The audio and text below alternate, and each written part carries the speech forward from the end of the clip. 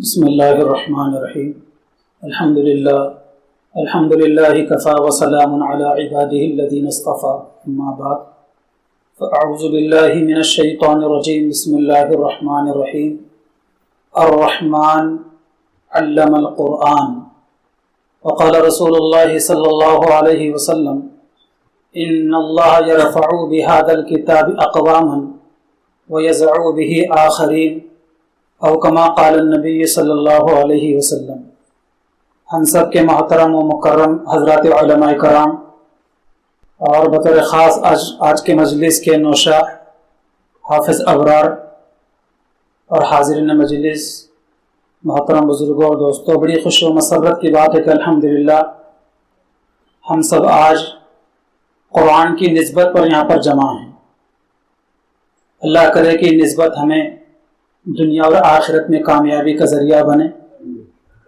سب سے پہلے میں شکریہ ادا کرتا ہوں ان حضرات علماء کرام کا جو اس ادارے کے معلم ہیں، مدرس ہیں، بالخصوص ہمارے مفتی حبیب الرحیم صاحب کا، مفتی صدیق صاحب کا، مفتی عبدالعلیم صاحب کا، جنہوں نے آج کی اس بابرکت مجلس کے لیے مجھے اعزاز بخشا۔ اللہ تعالیٰ ان حضرات کو جزائے خیر عطا فرمائے۔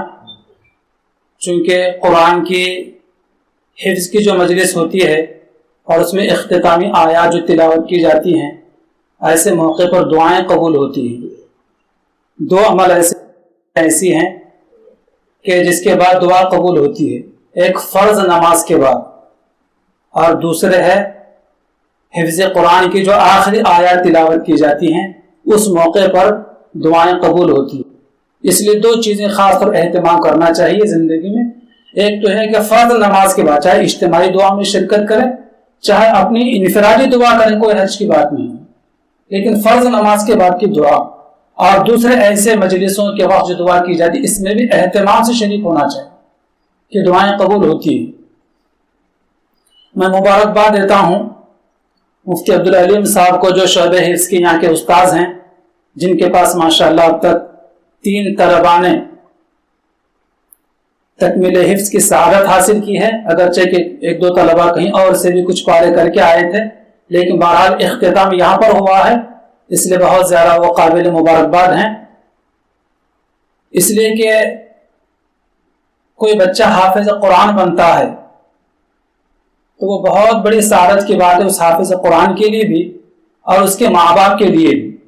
حدیث مبارکہ میں ہے، نبی کریم علیہ السلام فرماتے ہیں کہ جو قرآن پڑھے یا قرآن کا حافظ ہو اور قرآن کی حلال کردہ چیزوں کو حلال جانے اور حرام کردہ چیزوں کو حرام سمجھے تو اللہ تعالیٰ اس کو جنت عطا فرمائیں گے، اور اس کے ماں باپ کو ایسا تاج پہنایا جائے گا جس تاج کی روشنی سورج کی روشنی سے زیادہ ہوگی۔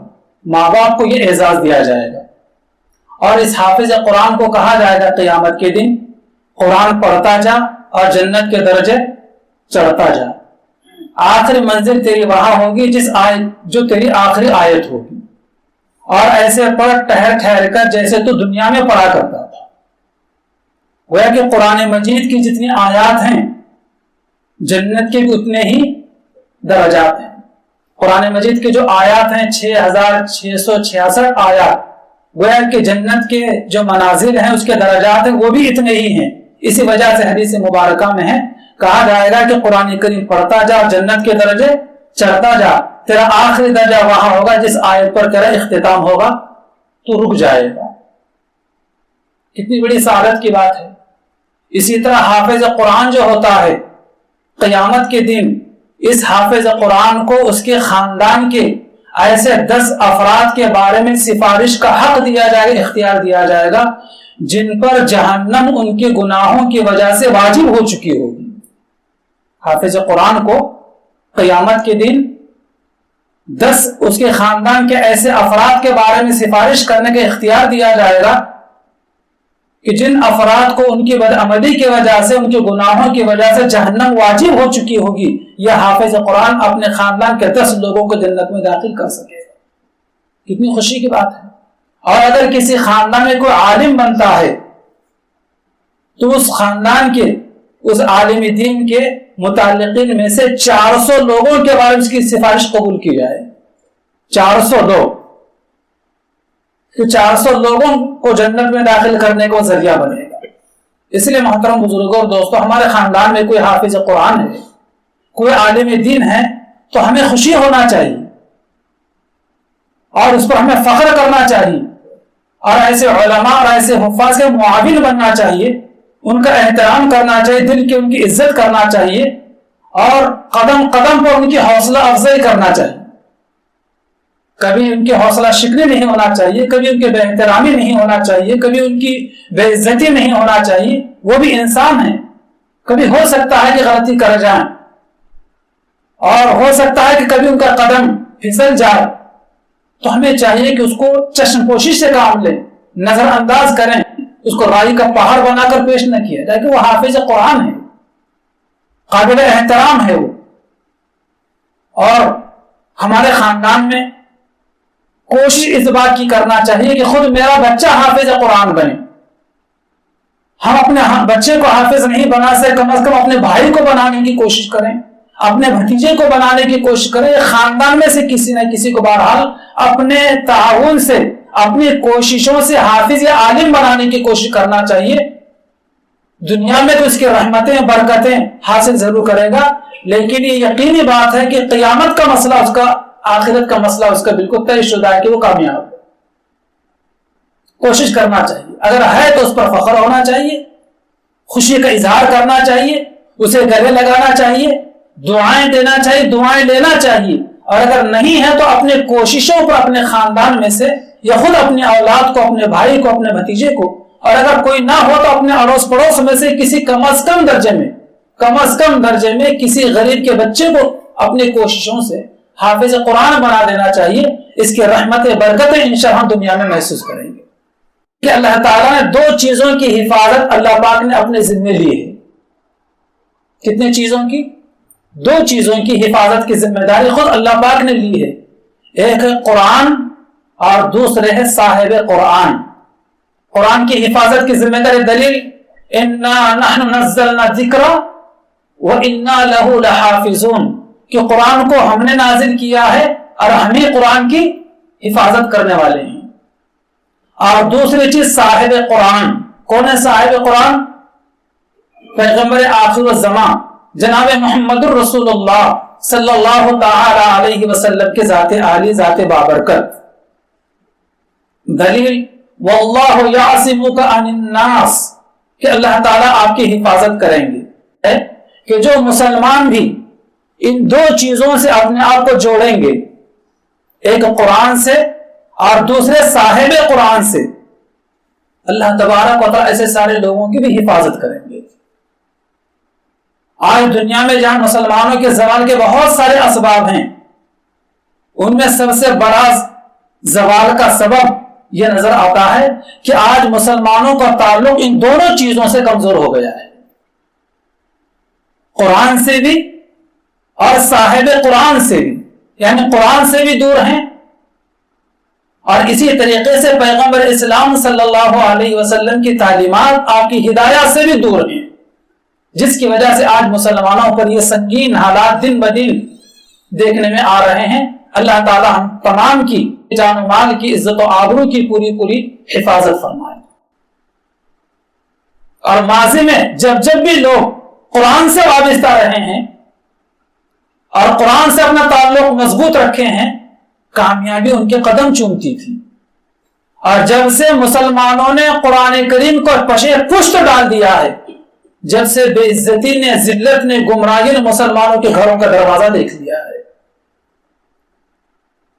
کہ باپ گھر میں دیندار ہے، صف اول کا نمازی ہے، لیکن اولاد گھر میں بالکل بے دین ہے یا گمراہ ہے، یا باپ کی دینداری پر بیٹے کو اطمینان نہیں ہے. اللہ تعالی ہماری حفاظت فرمائے. یہ سب کچھ قرآن سے دوری کی وجہ سے ہے. آج بھی ہم قرآن سے قریب ہوں گے تلاوت کے اعتبار سے، قرآن کو سیکھنے کے اعتبار سے، معنی و مطالب کو سمجھنے کے اعتبار سے، اور قرآنی ہدایات و قرآن کریم کی تعلیمات کے اعتبار سے، اور عمل کے اعتبار سے، اور ان تعلیمات کی اشاعت کے اعتبار سے. اسی طرح پیغمبر علیہ السلام سے ہم سچی پکی محبت کرنے والے بنیں گے، پیغمبر علیہ السلام کی تعلیمات کو سمجھنے اور سیکھنے کی کوشش کریں گے، اور پیغمبر علیہ السلام کی تعلیمات اور سنتوں پر عمل کرنے کی کوشش کریں گے، اور پیغمبر علیہ السلام کی تعلیمات کو، سنتوں کو، آپ کی ہدایات کی اشاعت اور دوسروں تک پھیلانے کی کوشش کریں گے، تو یقیناً آج بھی اللہ تعالیٰ اپنے فضل سے ہماری حفاظت کریں گے، اور قدم قدم پر اللہ تعالیٰ ہمیں بھی کامیاب کریں گے، اور اللہ تعالیٰ ہر طریقے سے ہماری بھی حفاظت کریں گے۔ لیکن شرط یہ ہے کہ ہم آگے بڑھے تو صحیح، ہم ایک قدم آگے اٹھا کر تو دیکھیں۔ آج بہت سارے لوگ یہ شکایت کرتے ہیں کہ حافظہ بڑا کمزور ہے، پتہ نہیں کیسے یہ لوگ حافظ بن جاتے ہیں، اور ایک سورہ الم ترا، سورہ اخلاص اور سورہ کافرون ہمیں یاد نہیں ہوتی، اور یہ طلبہ پورا قرآن 30 پارے کیسے حفظ کر لیتے ہیں۔ بعض لوگ حیرت کرتے ہیں، حیرت کرنے کی ضرورت نہیں ہے، اللہ کا کلام ایسی چیز ہے، دنیا میں واحد کتاب ہے یہ قرآن مجید، جس سے ہر طبقے کا ہر انسان استفادہ کر سکتا ہے، دنیا میں اس کی کوئی نظیر نہیں ہے، دنیا میں کوئی ایسی کتاب نہیں ہے کہ جس سے عالم بھی، مفسر بھی، مفتی بھی، اور حافظ قرآن بھی، قاری قرآن بھی، جاہل بھی، اور شہری بھی، دیہاتی بھی استفادہ کرے۔ ایسی دنیا میں کوئی کتاب نہیں ہے، لیکن قرآن ایسی کتاب ہے جس سے ہر طبقے کا ہر فرد، ہر لیول کا ہر آدمی اس سے استفادہ کر سکتا ہے اور کرتا ہے، اور اس سے فیض پاتا ہے۔ وہ بڑے سے بڑے لیول کا آدمی بھی قرآن کریم سے فیض پاتا ہے، اس معیار سے، اس اعتبار سے اس کو فیض حاصل ہوتا ہے، اور ادنا درجے کا آدمی بھی اس سے فیض پاتا ہے۔ اور چونکہ دینی مدارس کے اندر طلباء کو بہت زیادہ سنت و شریعت کا پابند رکھا جاتا ہے، جس کی وجہ سے اللہ تبارک و تعالیٰ ان کے لیے حفظ قرآن کی سعادت عطا فرماتے ہیں، ان کے لیے قرآن کریم حفظ کرنا آسان کر دیتے ہیں۔ 4 چیزوں کا اگر ہم اہتمام کرنے لگیں، ہم تو خیر عمر کی اس مرحلے کے اندر ہیں، ہمارے طلباء، ہمارے گھر میں جو چھوٹے بچے ہیں، 7-8 سال کے، 5 سال کے، 10 سال کے، 15 سال کے، وہ ہمارے بچے، ہمارے طلباء اگر 4 چیزوں کا لحاظ کرنے لگیں، ان چیزوں کا اہتمام کرنے لگیں، تو ان بچوں کا حافظہ بھی قوی ہو سکتا ہے، اور وہ بھی جہاں دنیاوی علوم، عصری تعلیم میں آگے بڑھ سکتے ہیں، ان کا حافظہ اچھا ہو سکتا ہے، قرآن کریم کے علم کے لیے، قرآن کریم حفظ کرنے کے لیے، دینی تعلیم کے لیے بھی ان کا حافظہ قوی ہو سکتا ہے، یادداشت ان کی بھی اچھی ہو سکتی ہے۔ کون سی وہ 4 چیزیں ہیں؟ ایک چیز کو چھوڑنا ہے، ایک چیز کو چھوڑنا ہے، اور 2 چیزوں کو کھانا ہے، اور 2 چیزیں کرنے کی ہیں۔ سب سے پہلے کھانے کی چیز میں بیان کیے دیتا ہوں۔ ہمارے طلباء جو معصوم ہیں، چھوٹے ہیں، جن کی دماغ کی تختی بالکل صاف ستھری ہے، ان ہم بچوں کو خاص طور پر صبح میں کشمش اور اخروٹ نہار پیٹ کھلانے کا اگر اہتمام کریں تو دیکھیں ان کا حافظہ اب چند دنوں کے اندر کیسا اضافہ ہوتا ہے۔ بزرگوں نے لکھا ہے یہ تو کھانے کی چیز اہتمام سے، پابندی کے ساتھ، بلا ناغہ چند دانے اخروٹ کے اور چند دانے کشمش کے نہار پیٹ بچے کو کھلائیں، پھر دیکھیں بچے کا حافظہ۔ اور دوسری چیز جس کو چھوڑنا ہے وہ ہے لایانی باتیں، وہ گناہ اور معصیت جس سے اللہ کے رسول نے منع فرمایا ہے، ان چیزوں سے اپنے بچے کو دور رکھا جائے، قدم قدم پر بچے کی نگرانی کی جائے، کہیں ایسے لایانی باتوں میں، کہیں منکرات میں، کہیں فحش باتوں میں تو ہمارا بچہ ملوث نہیں ہے، کہ اس کی وجہ سے حافظہ کمزور ہو جاتا ہے۔ جتنا بچہ لایانی باتوں سے اور برائیوں سے، منکرات سے دور رہے گا، اتنا بچے کا حافظہ بڑھے گا۔ حضرت امام شافعی رحمۃ اللہ علیہ ان 4 اماموں میں سے ایک ہیں جن کی پوری دنیا تقلید کرتی ہے۔ حضرت امام شافعی رحمۃ اللہ علیہ، انہوں نے اپنے استاد حضرت امام وکیع علیہ الرحمہ سے شکایت کی کہ میرا حافظہ کمزور ہے، مجھے یاد نہیں ہوتا، میں یاد کرتا ہوں تو بھول جاتا ہوں، جو کوئی تدبیر بتلائیے، کوئی طریقہ بتلائیے کہ میرا حافظہ قوی ہو۔ تو حضرت امام شافعی رحمۃ اللہ علیہ کی استاد نے، امام وکیع علیہ الرحمہ نے امام شافعی علیہ الرحمہ کو جو نصیحت کی، جو وصیت کی، وہ گناہوں سے دور رہنے ہی کی وصیت کی۔ امام شافعی علیہ رحمہ فرماتے ہیں شکوت الی وکیع عن سوء حفظی، میں نے اپنے استاد سے اپنے حافظے کے خراب ہونے کی شکایت کی، فاوصانی الی ترک المعاصی، میرے استاد نے مجھے نصیحت کی، وصیت کی کہ میں گناہوں کو چھوڑ دوں۔ ترک یترکو کے معنی چھوڑ دینا، معاصی معصیت گناہ، اوصانی الی ترک المعاصی کہ میرے استاد نے مجھے گناہوں کے چھوڑنے کی نصیحت کی۔ ان العلم نور من الہی، ان العلم نور من الہی، کہ بے شک علم اللہ کا ایک نور ہے۔ ان اللہ لا یعطی لعاصی، کہ اللہ اپنا نور کسی گناہگار کو نہیں دیتے۔ تو یہ اپنے بچوں کی آج نگرانی کی بہت ضرورت ہے۔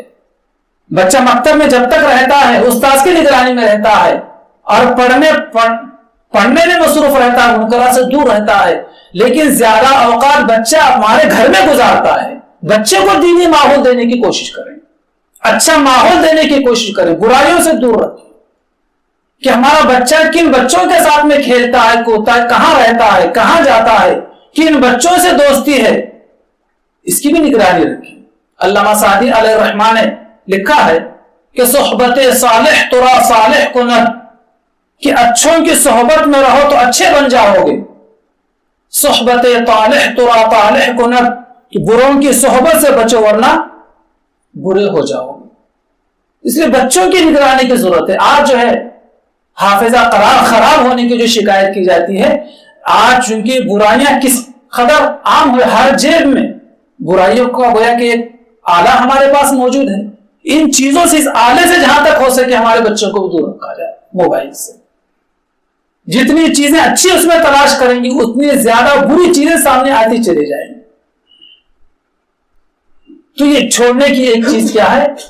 گناہ، معصیت، منکرات، اور دو چیزیں کرنے کی ہیں۔ ایک ہے مسواک۔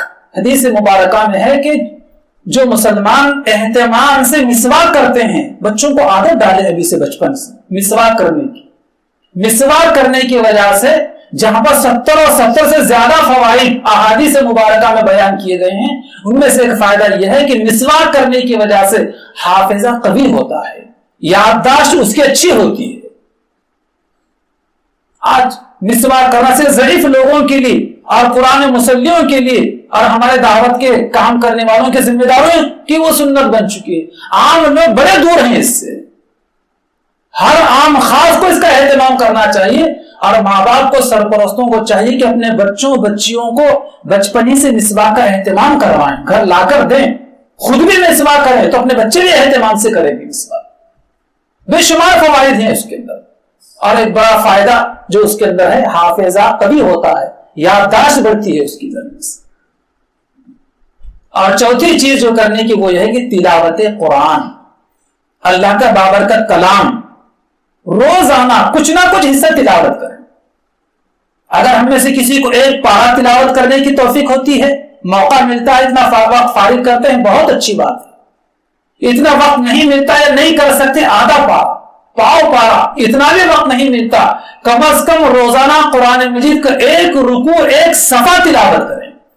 حدیث مبارکہ میں ہے کہ تھوڑا سا کا عمل تسلسل کے ساتھ کیا جائے، یہ اللہ تعالیٰ کو بہت زیادہ پسند ہے ایک دن کے ڈھیر سارے عمل کے کرنے سے۔ ایک دن کے ڈھیر سارے عمل کے کرنے سے روزانہ تھوڑا سا کا عمل کیا جائے کہ تسلسل کے ساتھ کیا جائے، یہ اللہ کو بہت زیادہ پسند ہے۔ ہم خود بھی کریں اور اپنے بچوں کو، اپنی بچیوں کو، گھر کے بہو بیٹیوں کو اس کا عادی بنا کے، بیٹے فجر کی نماز آپ پڑھ چکے ہیں یا پڑھیں گے تو جب تک قرآن مجید کی تلاوت نہ کریں جب تک مصلی سے اٹھنا نہیں ہے۔ اور جو تسلسل کے ساتھ قرآن مجید کا اہتمام، قرآن مجید کی تلاوت کا اہتمام کرتے ہیں، وہ اپنے آنکھوں سے اس کے رحمت برکتیں دیکھیں گے، برکتیں دیکھیں گے۔ حدیث مبارکہ میں ہے کہ جو مسلمان قرآن مجید کی تلاوت کرتا ہے تو فرشتے قریب آ کر اس کی تلاوت سنتے ہیں، یہاں تک کہ تلاوت کرنے والے کے ہونٹوں پر اپنے ہونٹ رکھ دیتے ہیں فرشتے۔ کیا خوش نصیب ہے وہ مسلمان جس کے لبوں کا بوسہ فرشتے لے. یہ واقعہ ہمیں سناؤں تو شاید آپ کو حیرت بھی ہوگی اور معلومات میں اضافہ بھی ہوگا. ہمارے حضرات علماء کرام یہاں پر موجود ہیں جن کی روایت کے مطابق ہم قرآن مجید کی تلاوت کرتے ہیں. ان کا نام ہے امام عاصم علیہ الرحمہ.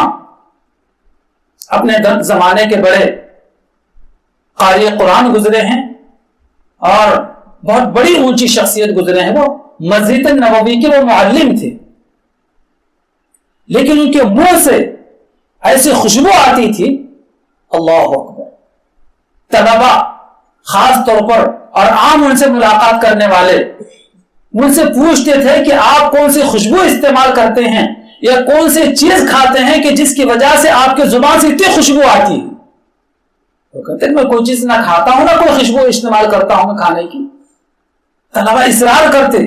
ایک طالب علم نے اس قدر اصرار کیا اور روزانہ اس قدر اصرار کرتا کہ حضرت امام عاصم علیہ الرحمہ کو اپنا راز بتانے پر مجبور ہونا پڑا. امام عاصم علیہ الرحمہ نے کہا میں نے رات کو ایک مرتبہ سویا, اللہ کے نبی سرور کونین جناب محمد الرسول اللہ صلی اللہ علیہ وسلم خواب میں تشریف لائے اور خواب میں تشریف لا کر کہا کہ عاصم تم میرے مسجد میں اللہ کا بابرکت کلام پڑھاتے ہو, آؤ میں تمہارے لبوں کا بوسہ لوں یا تمہارے لبوں پر میں بوسہ دو, آؤ. اور یہ کہتے ہوئے نبی کریم صلی اللہ علیہ وسلم نے میرے لبوں کا میرے ہونٹ کے بوسے لیے آپ نے علیہ السلام. میں خواب سے بیدار ہوگا, خواب ختم ہو گیا. وہ دن ہے اور آج کا دن ہے کہ میں اپنے زبان سے خوشبو محسوس میں خود بھی کرتا ہوں اور جتنے لوگ میرے سے ملاقات کرتے ہیں میرے قریب آتے ہیں سب خوشبو محسوس کرتے ہیں. تو دیکھا آپ نے کہ یہ قرآن کریم کی تلاوت کی وجہ سے یہ برکت حاصل ہوتی ہے اور بڑا اونچا مقام تھا اپنے زمانے کے ان کے ہم عصر لوگوں کے اندر اس خوشبو کی وجہ سے بھی سب محسوس کیا کرتے ہیں. تو قرآن مجید اگر ہمیں جیسے کہ اس بچے نے ماشاءاللہ قابل مبارکباد ہے یہ بچہ, میں ان کو بھی مبارکباد دیتا ہوں اور خاص طور پر ان کے والدین کو بھی مبارکباد دیتا ہوں اور ان کے استاذ کو بھی مبارکباد دیتا ہوں. اللہ تعالیٰ یہ سعادت ان کو بہت بہت دنیاوی اعتبار سے بھی اخروی اعتبار سے بھی مبارک کرے. ہمیں بھی چاہیے کہ ہم بھی کوشش کریں. کوشش کرنے میں کیا جاتا ہے, جتنا یاد ہوتا اتنا یاد کریں. قرآن مجید بچپن میں ہم نے 2 سورے یاد کیے تھے, سورہ اخلاص, سورہ کوثر. پوری زندگی اسی پر ہم گزار رہے ہیں 2 سوروں کے اوپر. تیسرے سورے کی کیوں کوشش نہیں کرتے, چوتھے کی کوشش کیوں نہیں کرتے؟ تو کہ 2 سورے میں اگر 10 آیتیں ہیں تو کہ 10ویں منزلی پر رہنے کا ارادہ ہے اور آگے بھی تو چلے, ہم آگے بھی جائیں. اس کے لیے کچھ نہ کچھ روزانہ ایک آیت کا ریپیٹ کرتے رہیں, بار مکرر اس کو دہراتے رہیں. انشاءاللہ دہرانے کی وجہ سے ہمارے نیت رہنے کی وجہ سے بہت آسانی کے ساتھ میں قرآن مجید کی صورتیں جو ہے یاد ہو جاتی ہیں. اللہ تعالیٰ نے قرآن مجید میں ایسی خاصیت رکھی ہے جیسے ہر انسان اسے متاثر ہوتا ہے, ہر انسان اس سے استفادہ کرتا ہے, اسی طریقے سے ہر انسان قرآن مجید کو یاد بھی کر سکتا ہے. پیغمبر اسلام علیہ السلام کا فرمان ہے من قرأ اذا زلزلت الارض زلزالها عدلت نصف القرآن, کہ جو مسلمان سورہ زلزال کی تلاوت کرتا ہے, اذا زلزلت الارض زلزالها, اللہ کے نبی علیہ السلام فرماتے ہیں اسے آدھا قرآن پڑھنے کا ثواب دیا جاتا ہے. عدلت له بنصف القرآن, 15 پارے پڑھنے کی. تو صرف قل هو اللہ انا اعطینا اگر پڑھیں گے ہم تو اس پر اتنا ثواب نہیں جتنا کہ سورہ زلزال کے پڑھنے کے اوپر ثواب ہے. تو یہ سورت بھی اگر ہمیں یاد ہو جائے, ہم اپنے آفس میں بیٹھے ہوئے ہیں, کام کر رہے ہیں, راستہ چل رہے ہیں, اپنے گھر سے مسجد تک پہنچنے تک 1 مرتبہ 2 مرتبہ اگر سورہ زلزلہ اگر پڑھتے ہیں تو مکمل 1 قرآن پڑھنے کا ثواب اللہ تعالیٰ عطا فرمائے. حدیث مبارکہ کا اگلا حصہ ہے, آپ علیہ السلام فرماتے ہیں من قرأ قل هو اللہ احد عدلت لہو بثلث القرآن، کہ جو مسلمان سورہ اخلاص کی تلاوت کرتا ہے، قل هو اللہ احد کی تلاوت کرتا ہے، اللہ کے نبی علیہ السلام فرماتے ہیں کہ 1/3 قرآن کے پڑھنے کا ثواب اسے عطا فرمائے۔ 10 پارے تلاوت کرنے کا ثواب ہے صرف ایک مرتبہ سورہ اخلاص کے پڑھنے پر۔ اگر ہم بیٹھے جگہ پر یا گھر سے مسجد پہنچے 3 مرتبہ سورہ اخلاص کی تلاوت کر لیں تو ایک قرآن کے پڑھنے کا ثواب۔ حدیث مبارکہ کا اگلا حصہ ہے، آپ علیہ الصلوۃ والسلام فرماتے ہیں من قرأ قل یا ایھا الکافرون عدلت لہ ربع القرآن، کہ جو مسلمان سورہ کافرون کی تلاوت کرتا ہے اللہ تعالیٰ اس کو ربع القرآن کا ثواب عطا فرماتے ہیں، 1/4 قرآن کے پڑھنے کا ثواب عطا فرماتے ہیں۔ اسی طرح آیت الکرسی کے بارے میں پیغمبر علیہ السلام کا فرمان ہے کہ جو مسلمان ایک مرتبہ آیت الکرسی پڑھتا ہے اللہ پاک اس کو بھی ربع القرآن 1/4 قرآن کے پڑھنے کا ثواب عطا فرماتے ہیں۔ 4 مرتبہ اگر ہم نے اس آیت الکرسی پڑھ لی تو ایک قرآن پڑھنے کا ثواب مل جاتا ہے۔ کیوں آیت الکرسی یاد نہیں کر سکتے؟ اللہ کے نبی علیہ السلام کا فرمان ہے کہ جو مسلمان ہر فرض نماز کے بعد آیت الکرسی پڑھتا ہے تو اس کے جنت میں پہنچنے کے لیے موت ہی رکاوٹ ہے، اس کے جنت میں پہنچنے کے لیے موت ہی رکاوٹ ہے۔ اس لیے ہر فرض نماز کے بعد اہتمام کے ساتھ آیت الکرسی کی تلاوت کرنا چاہیے۔ بہت جلدی جلدی تسبیح فاطمہ ہم پڑھتے ہیں اور اس انتظار میں رہتے ہیں کہ امام صاحب اتنا دیر کیا کر رہے ہیں، جلدی دعا کرنا چاہیے۔ اطمینان کے ساتھ تسبیح فاطمہ پڑھنا چاہیے رک رک کر، تاکہ مکمل طور پر تسبیحات ادا ہوں۔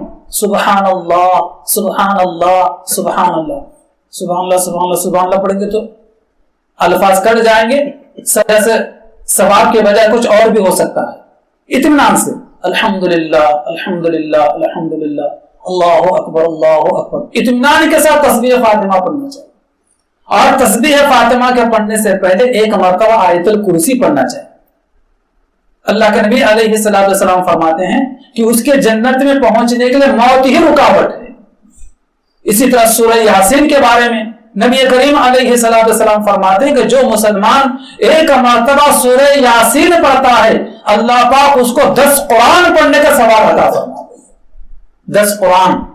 ہم اپنے بچوں کو، اپنے بچیوں کو، گھر کی بہو بیٹیوں کو اس کا عادی بنائے تو صحیح، پھر دیکھیں کیسی برکتیں حاصل ہوتی ہیں۔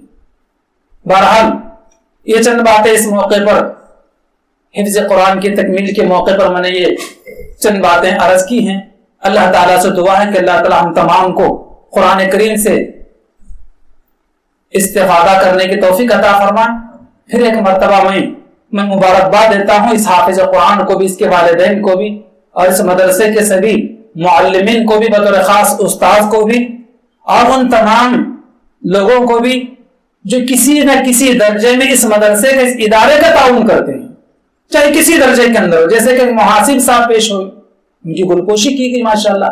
کوئی کم از کم درجے میں اس مدرسے سے پڑھ کر جانے والے بچوں کو محبت کی نظر سے دیکھتا ہی ہے، سب قابل مبارکباد ہیں۔ اللہ تعالیٰ سب کو مبارک کرے اور ایسے دینی مدارس و مکاتب کی اور مراکز کی ہمیں زیادہ سے زیادہ قدردانی کی توفیق عطا فرمائے۔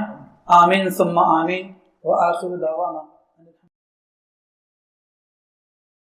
اللهم صل على سيدنا مولانا محمد وعلى آل محمد وبارك وسلم۔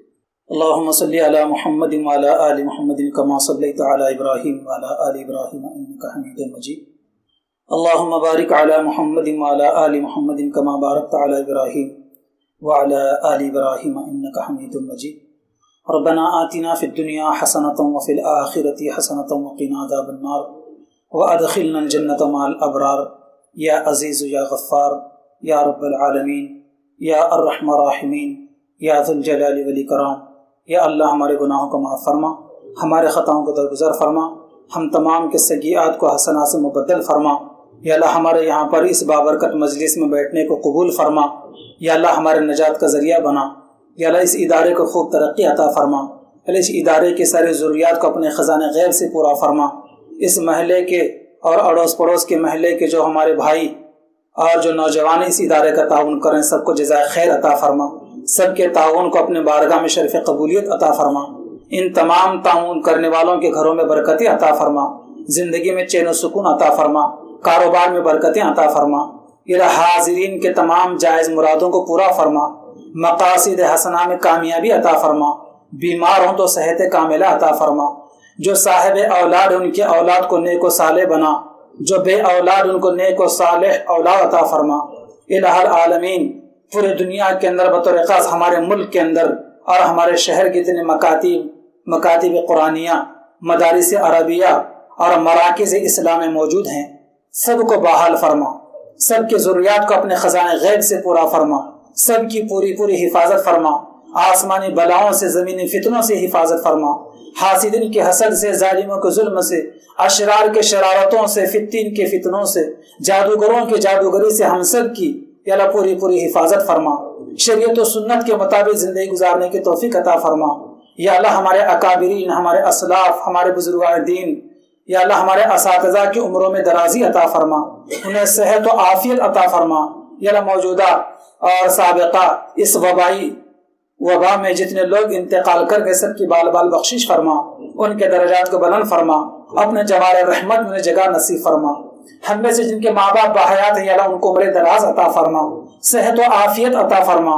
یا اللہ ہم میں سے جن کے ماں باپ یا دونوں میں سے کوئی ایک انتقال کر گئے ہیں، یا اللہ آج کی مجلس کی برکت سے یا اللہ ان کی بھی مغفرت فرما، عذاب قبر سے حفاظت فرما، جنت الفردوس میں اعلیٰ ذرا مقام عطا فرما۔